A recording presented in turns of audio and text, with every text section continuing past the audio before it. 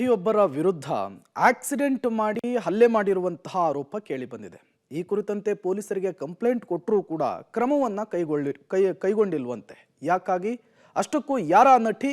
ಬನ್ನಿ ಅದನ್ನೇ ನೋಡ್ಕೊಂಡು ಬರೋಣ. ನಡು ರೋಡಲ್ಲಿ ಕಿರುತೆರೆಯ ನಟಿ ಕಿರಿಕ್ ಆಕ್ಸಿಡೆಂಟ್ ಮಾಡಿ ಹಲ್ಲೆ ನಡೆಸಿದ್ರ ಲಕ್ಷ್ಮಿ. 3 ತಿಂಗಳಾದ್ರೂ ದೂರು ಸ್ವೀಕರಿಸಲಿಲ್ವಾ ಖಾಕಿ? ಕಿರುತೆರೆಯ ನಟಿ ಲಕ್ಷ್ಮೀ ಸಿದ್ದಯ್ಯ ವಿರುದ್ಧ ಅಪಘಾತ ಮತ್ತು ಹಲ್ಲೆಯ ಆರೋಪ ಕೇಳಿ ಬಂದಿದೆ.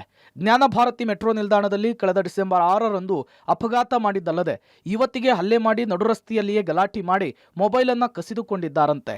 ಈ ಬಗ್ಗೆ ನೊಂದ ಯುವತಿಯರು ಪೊಲೀಸ್ ಠಾಣೆಗೆ ದೂರು ಕೊಟ್ಟಿದ್ರು ಪೊಲೀಸರು ಕ್ರಮವನ್ನ ಕೈಗೊಳ್ಳದೆ ನಿರ್ಲಕ್ಷ್ಯ ವಹಿಸಿದ್ದಾರೆ ಅಂತೇಳಿ ನೊಂದ ಯುವತಿಯರು ಆರೋಪಿಸಿದ್ದಾರೆ. ಸರ್, ನಾನು ಸ್ಟಾರ್ಟಿಂಗಿಂದ ಅವ್ರೇನು ವಲ್ಗರಾಗಿ ಮಾತಾಡಿದಿಂದ ಹಿಡಿದು ಕೆಟ್ಟದಾಗಿ ಕೈಯಲ್ಲಿ ಸನ್ನೆ ಮಾಡಿದಿಂದ ಹಿಡಿದು ಅವರು ನನ್ನ ತಂಗಿಗೆ ಹೊಡೆದಿದ್ದ ಲೇಡಿ ಪ್ರತಿಯೊಂದನ್ನು ನಾನು ವಿಡಿಯೋ ಮಾಡ್ಕೋತಿದ್ದೆ ಸ್ಟಾರ್ಟಿಂಗಿಂದ. ಅವ್ರು ಏನು ಆ ಲೇಡಿ ಅವ್ರ ಕಡೆಯಿಂದ ಕರ್ಸಿದ್ರಲ್ಲ, ಅದ್ರಲ್ಲಿ ಆನಂದ್ ಕುಮಾರ್ ಅನ್ನೋ ವ್ಯಕ್ತಿ ನನಗೆ ಹೆದರ್ಸಿದ್ರು ಜೋರಾಗಿ ಮಾತಾಡಿ.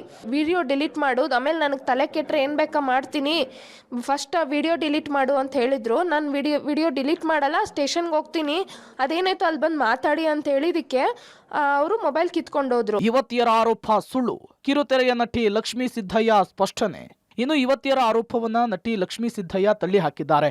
ಬೈಕಿಗೆ ಕಾರು ಟಚ್ ಆಗಿರೋದು ನಿಜ, ಆದರೆ ರ್ಯಾಶ್ ಡ್ರೈವ್ ಮಾಡಲಿಲ್ಲ. ಅವರೇ ನನ್ನ ಮೇಲೆ ಅವಾಚ್ಯ ಶಬ್ದವನ್ನ ಬಳಸಿದ್ರು. ಘಟನೆಯ ನಂತರ ದುಡ್ಡಿಗಾಗಿ ನನಗೆ ಬೇಡಿಕೆ ಇಟ್ರು. ನಾನು ತಪ್ಪು ಮಾಡಿಲ್ಲ, ಕಾನೂನು ಹೋರಾಟ ಮುಂದುವರಿಸುವುದಾಗಿ ತಿಳಿಸಿದ್ದಾರೆ. ಪಕ್ಕದಲ್ಲಿ ಪಾಸ್ ಆಗೋವಾಗ ಅವ್ರು ಪಕ್ಕದಲ್ಲಿ ಪಾಸ್ ಆಗಿದೆ, ಬಟ್ ನನ್ನ ಗಾಡಿ ಅಂತೂ ಟಚ್ ಆಗಿಲ್ಲ.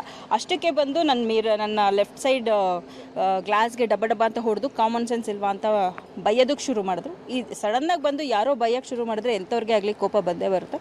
ಸೊ ನಾನು ಆವಾಗ ಬೈದೆ ಅವ್ರಿಗೆ. ಇವಾಗ ಎಷ್ಟು ಕಂಟ್ರೋಲ್ ಆಗುತ್ತೋ ಅಷ್ಟು ನಾನು ಮಾಡಬಲ್ಲೆ ಅಲ್ವಾ. ಒಂದು ಸ್ವಲ್ಪ ಟಚ್ ಆಯಿತು.